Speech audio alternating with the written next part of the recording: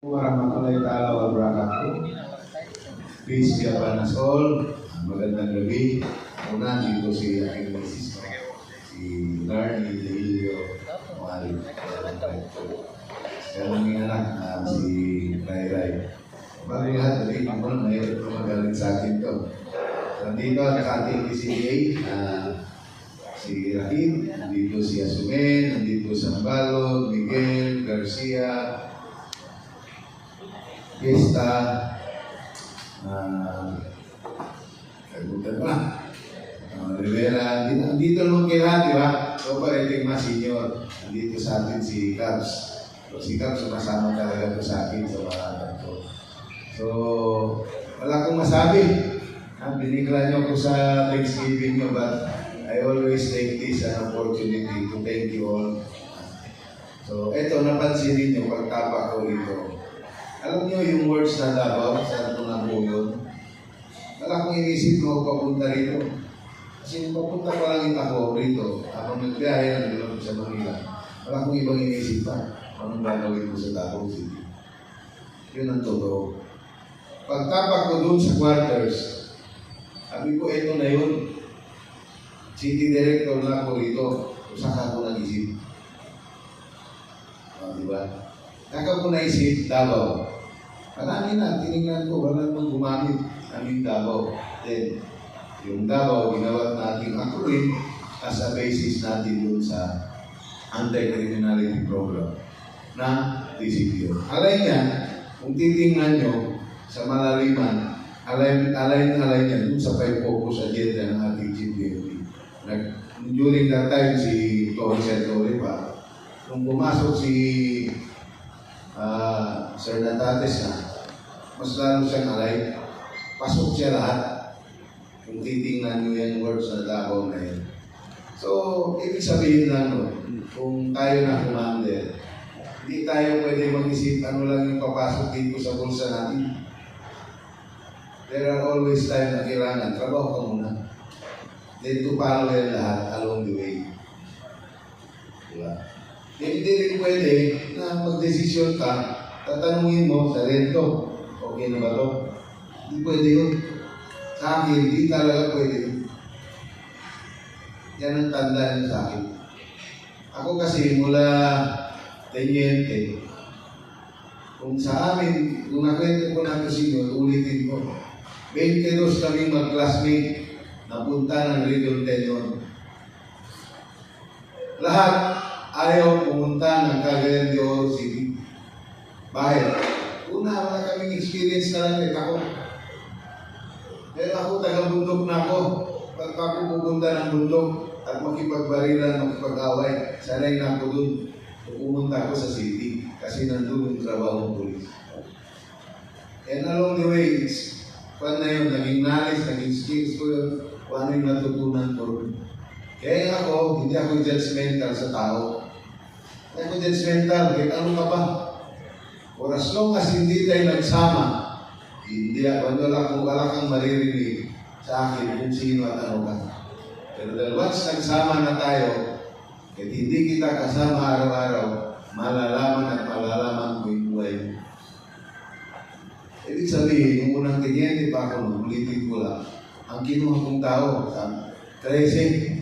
Sa 13 tao na yun, 2 lang ang walang kaso doon. Ibig sabihin, walang dero. Lahat yun may dero, yung 12.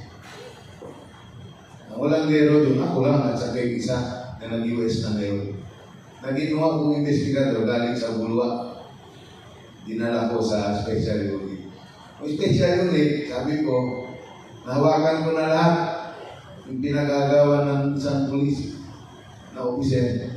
Naging anti-vice ako, naging CDU ako, naging anti-theft and robbery section ako, naging intel din ako. So, nakuha na lahat ng isang pulis, sabi ko, hindi na ako magtatagal dito sa Cagayan de Oro. Wala na akong papatunayan pa.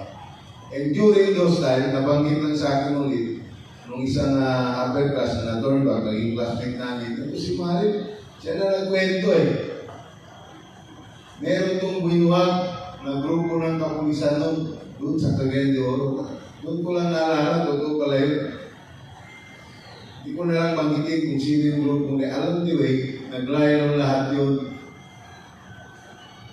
Yung grupong pulis na yun. So, ako, kung ako tanongin nyo, kung gusto kong trabaho, mag-disiplina ng pulis. But dito sa Davao City, hindi na ako pwedeng gano'n. Kasi kailangan na natin i-balance lahat. Paano paghawak sa tao, sa intel, sa operation, sa community. I-balance mo yan. Hindi pwedeng dito ka lang malakas, mahina ka sa ganito. Kaya mapansin nyo, encompassing yung ating Davao framework. And hoping with that framework, hindi naman na yan matutuloy, at least naituro ko sa inyo. Pag kayo napunta sa isang lugar, pag-aralan nyo talaga sa lugar, kung anong meron. Yung Thanksgiving nyo rito, ako, akala ko, ilang tao lang, lahat pala halos nandito. Parang bago na rin ito parang yung message ko na rin bukas, di ba? Di ba, Lunes na bukas. Sa bukas, tanong nyo, last week pa lang ko na to, na totally mapapalitan ako, ganito and everything, alam ko na. So ako, nagpunta ng Manila, purposely, magpa-enroll lang ng program din sa pagpapay.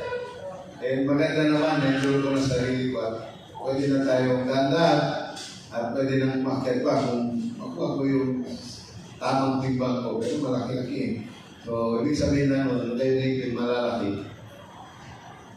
Hindi lang kayo basta-basta may pwesto kung titingnan pa diyan. Kung magpapromote kayo, then, kunin yung tamang timbang yun. Kasi strict ko talaga. Kahit nga schooling lang ngayon, titingnan na yun. So, hindi na basta rin pipirma si health service na ikaw, humabang timbang mo sa totoo, wala. So, first advice ko ngayon sa gabi ito, take it seriously. Yung diet program natin, magpababa kayo ng timbang para meron kayong compliance. Kung wala yun, hindi kayo madedesignate at hindi kayo mapromote. Yung number 1 yun. Hindi lang sa officer, kundi sa PNCO. Pangalawa, so nalaman ko yun, sabihin nyo, pipigilan ko pa ba? No, tapos na. Nagawa ko na yung una kong nagawa. Diba? Hindi naman nila sinabi sa akin na ako'y papalitan ng bukas. Pero alam ko na Kaya ako na mismo nagsasabi ng unang dating ko rito, sinabi ko na. Diba? Kaya nag-post na rin tayo. And tuwin ako ay masaya. Totoo lang. Kasi hindi natin kayang bayaran pagsabihan yung ordinaryong taong may sinasabi na Davaoenos na positive ang sinasabi dito sa tagal ko rito sa Davao City. Hindi na ako para magsabi kung anong nagawa natin. It is the community na nakausap, nakadil natin at nakita nila yung resultang ginawa ng Davao City Police Office. Nakasama kayo ron na umaga, tanghali, hapon, gabi, madaling araw, andyan kayo. Diba? So, at napansin nyo rin sa style ko, diba? Napansin nyo, in every specific problem, meron tayong ginagawang specific intervention. Kung inyong obserbahan, diba? Anong resulta ng bawat intervention natin? Diba? Kung mababa yung krimen. Huwag itong pag-aralan nyo lagi pag i-commander. Problema na to. Anong dapat gawin? Ito yung initial. Hindi pa natin kilala. Kung nag-Sparrow tayo. Ano, may tanong, mayroon bang robbery mula nung nag-relentless kayo si Sparrow? Di ba nawala? Good. Then along the way, nahuli nyo rin. Yung iba rin, di ba? Nahuli nyo, nakasuhan nyo na other case na lang, hindi na nalang sa nagawa nilang krimen. So, eto, pagsasama natin dito, hindi lang matatapos dito. Kasi alam ko, itatas dito. Hindi natin alam ang panahon. Diba? Minsan ako, talagang matyaga ako. Kasi almost 6 years ako, walang pwesto nun. Pero dahil sa tiyaga ko, dahil nakita ng command group, yung sipag ko, ako lang ang nagtatagal sa isang unit, yun noon. Na pwede hindi naman ako nagka-promote, pero hindi ako nilang tinanggal kasi kailangan nila ako. Unfortunately, ngayon, hindi natin kasundo totally sa akin, despite kahit anong gawin ko rito sa Davao City, hindi niya na-appreciate yan. despite anong pagod nyo rito, hindi niya na-appreciate yun. Kaya ako sumasagot, inyo, diyak yun. Kasi nagagalit ako na hindi niya nakikita ano yung pagod ng polis, ng Davao City Police Office, kung ginagawa natin para sa Davao City Police, at para sa PNP, para sa Davaoenyo, and everything. Hindi niya nakita yun. Siguro nakita niya, bulag, hindi niya nakita, sarado pa. Hindi niya narinig. So, hindi na ako para kuwan pa sa kay Aki. Tapos na. So, move on na rin ako, move on siya, di tapos, di ba? So, importante, yung first na pagpalit sa akin, meron akong ginawang something. Kung ginawa kong something na yun, bakit daw doon kay LGU. Dati, walang, tingnan nyo walang participation si LGU sa pagpili ng isang city director previous years. Nilalagyan ng siya dito. Tulad ng paglagay kay Hansel, paglagay sa akin. So dahil ginawa ko yun, mayroong isang pronouncement ng ating chief NP na itong dapat gawin, ginawa nga ng kabila, then na-involve na yun si Mayor at na-practice niya yung kanyang rights to choose among the 5 listed personnel given by the SOP. So I understand the situation of the Mayor and nag-usap na kami and thankful pa rin ako because without the support of the LGU sa tagal pa rito na 8 months, wala tayong magagawa maganda. It backers down doon sa support. Ang tanong, hindi naman ako kilala ni na Mayor. Diba? Hindi man ako kilala rito. Pero yun ang nakuha natin sa loob ng 8 months. Hindi yun overnight. Hindi yun overnight na nakuha natin ganong support. Ang support natin, kung dati-rati, sumusulat kayo doon kay Department Head, tayo, yung panahon natin, shortcut doon, diretso kay Mayor. Diretso doon sa taong pwede kagad tumulong sa atin. Kaya napabilis yung ating reactions and action doon sa nararapat na situation na dapat gawin natin. So, yun ang mga dynamics. Di ba? Hindi natin pwede, kaya nakita nila, okay na lahat. Wala nang problem. Noon, panahon July na yun, sa totoo lang, walang merong gustong mag-city director dito. Dahil takot dun sa sitwasyon nung panahon na yun. Siguro ako mga ikalima na ako, ika-anim nung panahon na yun. Nakita ko, sabi ko, wala ko gusto meron doon opportunity yun.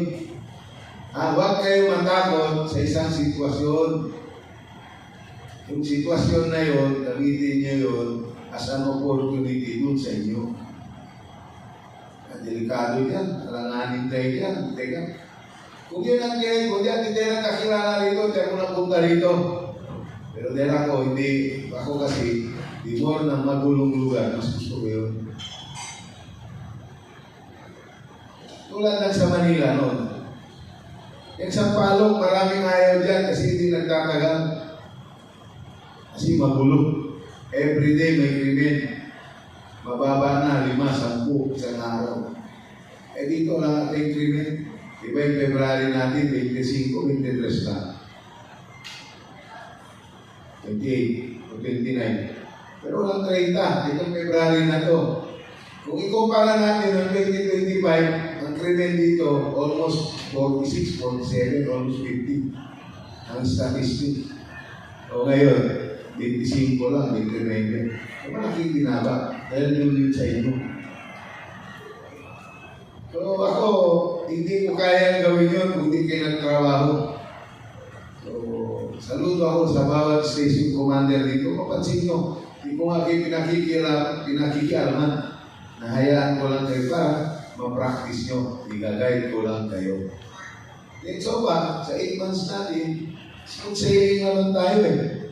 Wala tayong problema dito sa Davao City Police Office na nagpasakit at sumikat tayo dahil sa kalokohan ng pulis natin o yung krimen natin, something that destroys the peace and order of the city. Kasi yun ang pinangalagaan natin. Yun ang pinakiusapan natin sa community. Yun talaga ang kampanya ko. Identify ko sino dito at ano at pwedeng kausapin na para hindi tayo maging magulo. Diba? Yun ang effort na ginawa ko besides dun sa mga ginagawa niyo. Personal kong pinupuntahan niyo. Personal kong kinausap yung mga leader. Pag kayo na nandyan, maging city director kayo o maging provincial director, gawin nyo yung ginawa natin dito. Hindi naman nakakapagod. Ako alam nawa din sa mga security ko eh.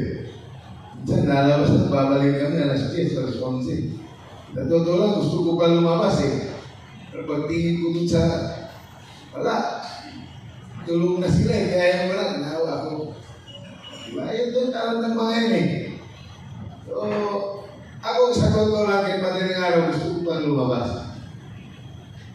Minsan, lumalabas kami, paminsan-minsan, driver ko, tatlo lang kami, ikot-ikot dyan.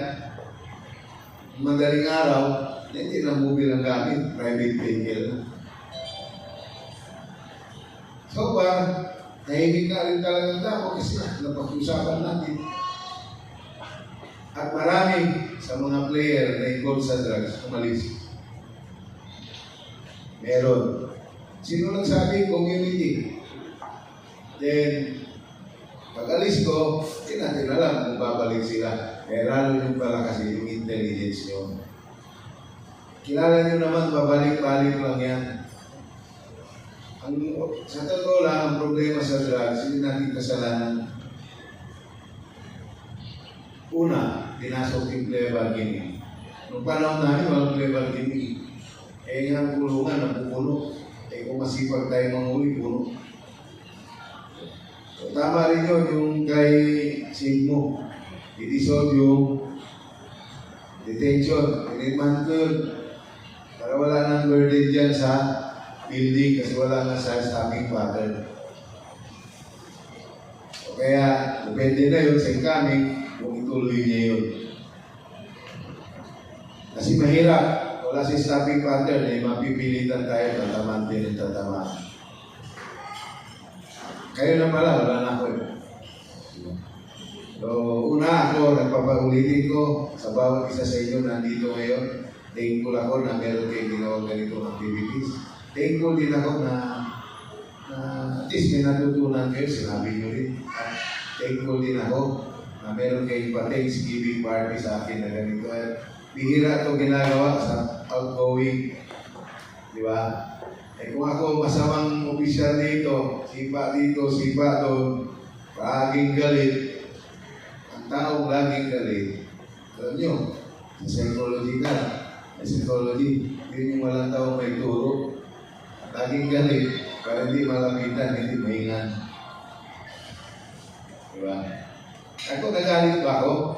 Yan sa opisina natin, nagalit ba ako? Never, no? O kayo, OCD, security, nagalit ako? Never, di ba? O dito si station commander, nagalit ba ako? Hindi, di ba? Ba't ako magagalit? Eh, kampal naman kayo eh. Halloween. So far, kung titingnan ko, sa lahat ng unit na puntahan ko, iba't ibang region, dito sa Davao ay talaga naman maayos. Palakpakan yung sarili niyo. Ang kailangan lang, alam nyo, di ba meron tayong police dito, na kailangan lang talaga dito, matuto na sila, inclusive na tayo. Kasi ang Davao talaga, hirangin nyo lang ako, 10 to 12 years from now, ang krimen dito mag-iba. 10 years to 12 years from now. So, kung sino man yung mga ganong edad, darating pa yun sa puntong yun, magbabago ang krimen dito. Dahil marami nang dayo dito. darating yun. Kaya kung mapansin nyo rin, di ba, ang Davao, maya-maya, bawat station, merong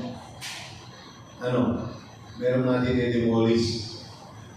So pag maraming lugar na dinedemolish, anong sign nun? It is a sign of progress. Meaning, yung lugar na yan, kiniklaim na ng may-ari para ibenta niya doon sa investor na nakabili ng site na yun para pagtatayuan ng negosyo. So, magbabago ang dynamics ng Davao City. Kaya dapat yung mga ganun, wag yung daming swate, daming ganun. Mawawala lahat yan. Then, magkakaroon ng another area na kung saan yung mga galing ng squatter, sila yung bababa dito sa tao at gagawa ng krimen. Cycle lang yan. Kaya kung tingnan ninyo, kung nasilip nyo yung siras natin, yung modus, same lang. Mula naging pulis ako, iba't ibang pangalan lang yung modus na tawag, Davao, Cagayan de Oro, Manila, Zamboanga, Iloilo, Bacolod, iba-iba lang ang tawag. Ang pangalan, based dun sa dialect nila. Pero ang modus same. Ang nagbago, personality. Yun lang eh. Paikot-ikot, nag-atang tayo ng cybercrime and scam through social media. For others, same lang. Kaya nga kapansin nyo, intervention natin, hindi yun eh. Meron lang something dinagdag. Ang kailangan lang talaga sa pulis, dapat lalong maging masipag. Hindi pwede yung marami tayong pulis, pero hindi sila lalabas, then crime will come in. Pag isang lugar, hindi nyo papasukin, kriminal ang sisiga-siga ro. Kaya tulad na lang kay McQueen, yung sinerswaran niya na nagtapon ng granada, kung hindi yung nakuha doon, yun ang magiging siga, katatakutan sa lugar na yun. Di ba? Winala niya, so balik-balik sila sa kapulisan. Same thing lang, kay Station 1. Maya-maya, gabi-gabi pinapasok, pero mapansin niyo yung tao doon. Nung una kaming pumasok doon, walang pakialam ng tao. Ngayon, diba lahat kayo gumagawa ng ronda? Paano napansin nyo? Diba? Yung mga yung pasaway, umiiwas na. Nagtatago na. Kasi ramdam na kayo. Dapat ituloy nyo lang yun. Kahit na wala na. Andiyan naman yung mga deputy. Tuloy nyo lang yun. Kung bigyan nyo ng ibang pangalan, palitan nyo ng ibang pangalan. Same concept pa rin mo. Kasi yan, ginawa ko rin yan doon. Kahit kung nasa Cagayan de Oro ako, teniente pa ako. Pinapasok namin yung taguan talaga ng kriminal. Minsan nga, peaceful coexistence. Provided, hindi sila gagawa doon sa lugar. Kaya nangyari, lahat ng tayo ng Cagayan de Oro ng huli yun. Alam niyo saan galing? Galing dito, Davao City. Kasi at that time, niyo dito, no? Tatay din, di ba? Umiiwas din sila rito, bibira din huli. Nahuli namin, taga-Digos, taga-Panabo. O ngayon, medyo nakakapasok sila rito, kaya tingnan nyo dito, di ba? Paikot-ikot lang yan. So with that, let's enjoy this night, no? Kain tayo, kantahan yan, kung mayroong kumanta. Walang malungkot. Sabi nga nila, officers come and go. What is important? Yung print ng paa niya na iniwan doon sa unit niya. Yun ang importante. Kasi pag ako naglupo rito, wala din yun ang pagkakatiwala ng other Muslim officer. Wala yan, pala siya ni Colonel Muharib. Kaya ako, inayos ko talaga. Kasi ang dala-dala ko pangalan, hindi lang si Police Colonel Manan Caracas Muharib. Ang dala-dala ko Muslim. Alam ko yun. mapagkatiwalaan. So, with the 8 months, satisfied na ako ron. Kasi ako kasi nagbitaw rin ng salita dun sa inanak ko, ulitin ko lang din. Sabi ko, huwag ka na sumunod dito, 6 to 8 months lang ako ron. Nangyari nga nung 6 months, hindi ko ginusto yun. Kaya kinontra ko. Ito namang 8 months, hindi ko na pwede kontrahin. Kasi marami nang magagalit sa akin. Marami nang magagalit sa akin.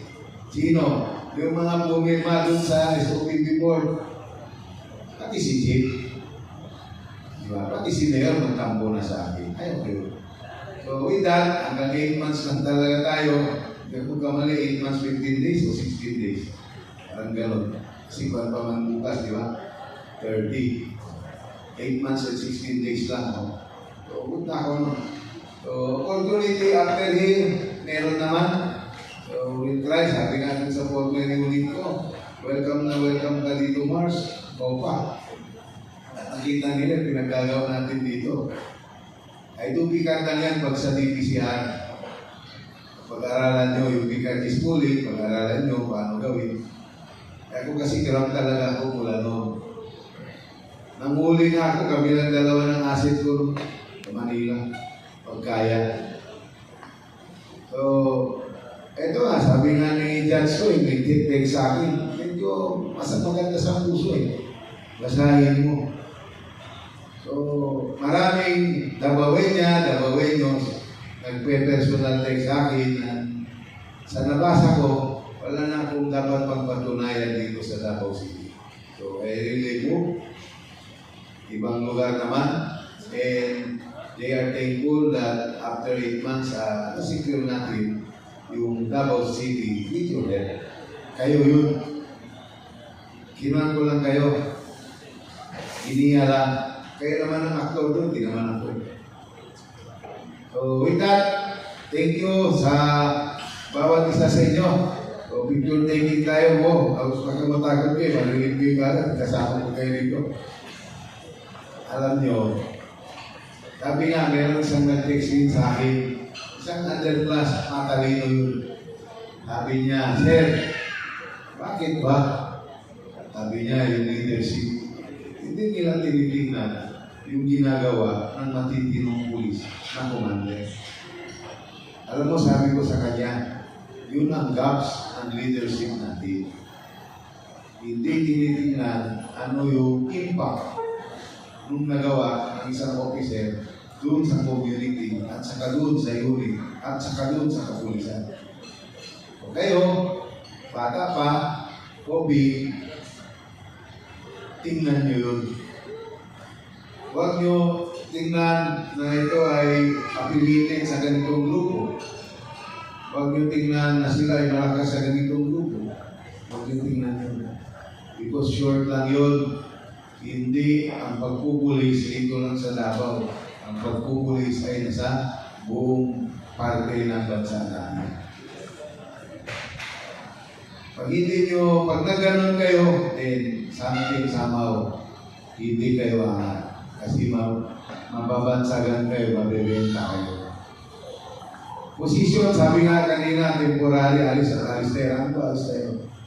What is important will mark left behind. So sa mga batang opisyal dito, and hoping in the near future, nasa inyo ang future ng Philippine National Police. And I hope that by that time, mawawala na yung nakikita ninyo sa nangyari sa panahon nito. Lalong-lalo dito sa Davao City Police. And with that, thank you, masalam, and thank you to each and every one of you. Good night.